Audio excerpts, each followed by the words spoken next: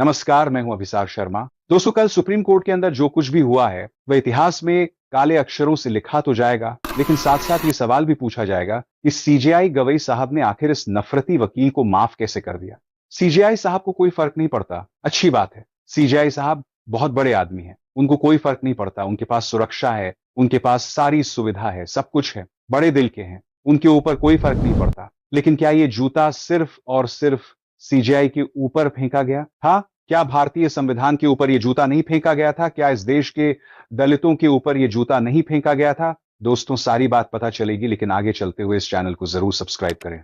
दोस्तों, गवई साहब ने कहा मुझे कोई फर्क नहीं पड़ता है, बहुत अच्छी बात। गवई साहब ने कहा उसका जूता भी वापस कर दो, चलो ये भी बहुत अच्छी बात है। लेकिन क्या गवई साहब ने यह देखा कि रिहा होने के बाद उसको कैसे हीरो बनाया जा रहा है? एएनआई पर उसका वीडियो चल रहा है, पीटीआई पर राकेश किशोर का वीडियो चल रहा है, उसके बयान आ रहे हैं, और उसके बयान सुनने के बाद क्या गवई साहब को यह लगता नहीं है कि उसके खिलाफ कंटेम्प्ट ऑफ कोर्ट की बाकायदा प्रोसीडिंग्स चलानी चाहिए? क्या वह एक साधारण आदमी है? क्या किसी गुस्से के चलते सिर्फ उसने जूता उठाया? उसकी आप पूरी बात सुनिए जो एनआई पर देख पाएंगे। उसको किस किस चीज से शिकायत है? कि परमात्मा ने मुझसे जो कराया वो मैंने किया। शख्स में ये कह दिया कि बुलडोजर से देश नहीं चलेगा। आप सबको मालूम है बुलडोजर कहाँ चल रहा है, क्यों चल रहा है। उसको बुलडोजर वाले बयान से भी शिकायत है। दोस्तों, ये वकील क्या बोल रहा है, मैं आपको उसके शब्दों में बाप रहा हूं, ध्यान से सुनिए। तुम मॉरिशस जैसे देश दूसरे देश में बोल रहे हो जाकर कि देश बुलडोजर से नहीं चलेगा। अरे मुझे क्वेश्चन है मेरा सीजेआई से भी, और जितने मेरा विरोध कर रहे हैं कि मुझे बताइए कि जिन लोगों में बरेली का पैदा हुआ हूं, बरेली कॉलेज से मैंने बीएससी किया है, मैं बरेली में बड़ा पला हूं, मेरा मकान है बरेली में, मेरे पेरेंट्स रहते थे। मुझे ये बता दो कि जिन लोगों के खिलाफ बुलडोजर चला रहे हैं उन्होंने सरकार की संपत्तियों पर कब्जे कर रखे हैं, बड़े बड़े महल बना रखे हैं, होटल बना रखे हैं और मैरिज के लॉन बना रखे हैं। उन्होंने उनके खिलाफ क्या, योगी जी जो बुलडोजर चला रहे हैं वो कार्रवाई गलत है। उन्होंने अवैध जमीनों पर कब्जा कर रखा है और तुम रोक लगाते जा रहे हो, हाई कोर्ट सुप्रीम कोर्ट वाले। दोस्तों, ट्विटर पर अजित भारती जैसे दो कौड़ी के राइट विंग के लोग बाकायदा ऐसे वीडियोस बनाते हैं जिन वीडियोस में कहा जाता है, बोल जा रहे नहीं तो अगर जैसे गवई साहब को ये भैया पता होता कि मैं विष्णु भगवान पे आस्था पे अगर टिप्पणी कर रहा हूं तो बाहर निकलते ही कोई सा मेरे पे भाई कुछ ने कार 10 आदमी घेर लिया। 2 अक्टूबर आ रहा है, बोर्ड से आपके बस की नहीं है। गांधी तो बन सकते हो, गांधी तरीके से क्या करते हैं, मुंह पे थूक देते। भाई गवई के मुंह पे थूकने की क्या सजा है पीछे?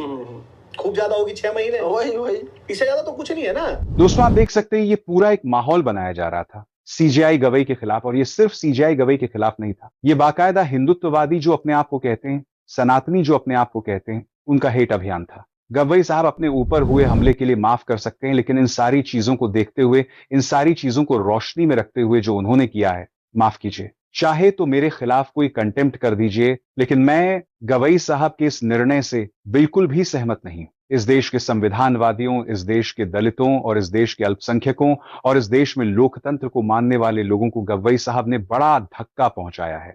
नतीजा क्या है? नतीजा यह है कि वह आदमी आराम से बाहर आकर बयान दे रहा है, एएनआई उसका बयान चला रहा है, एएनआई को वो इतना महत्वपूर्ण लग रहा है कि उसका बयान चलाया जा रहा है, और वो ये बोल रहा है ऐसा नहीं है कि मैं नशे में था या मैंने कोई गोलियां खा रखी थी और मैं कुछ करके आया, ऐसा कुछ भी नहीं है। उन्होंने एक्शन किया, मेरा रिएक्शन था, ये जो भी था तो आप इसके लिए जैसे लेना चाहे लीजिए। आई एम फ्री टू से दिस थिंग कि मैं फियरफुल नहीं हूं किसी चीज के लिए, ना मुझे कोई इस बात का अफसोस है कि क्या हुआ क्या नहीं हुआ। सीजेआई को भी यह सोचना चाहिए कि इतने ऊंचे संवैधानिक पद पर जब वो बैठे हुए हैं, पूरी कोर्ट में हर वकील काबिल से काबिल वकील ने मी लॉर्ड कह रहा है, तो उन्हें मी लॉर्ड के मायने समझने चाहिए। मी लॉर्ड का क्या मतलब? उसकी गरिमा रखनी चाहिए। भाई ये है, किसी को आप भीख नहीं दे सकते तो उसका बर्तन तो मत तोड़ दीजिए, उसको इतना जलील तो मत कर दीजिए कि भगवान के सामने मेडिटेट करो। दोस्तों, आपने सुना, इस आदमी को देखा, कहीं से आपको लगता है कि इसको कोई अफसोस है? कहीं से आपको लगता है कि किसी भी तरह से शर्मिंदा है, कि इसको कोई शर्म आ रही है कि चलो गलती हो गई, आगे ये गलती नहीं होगी?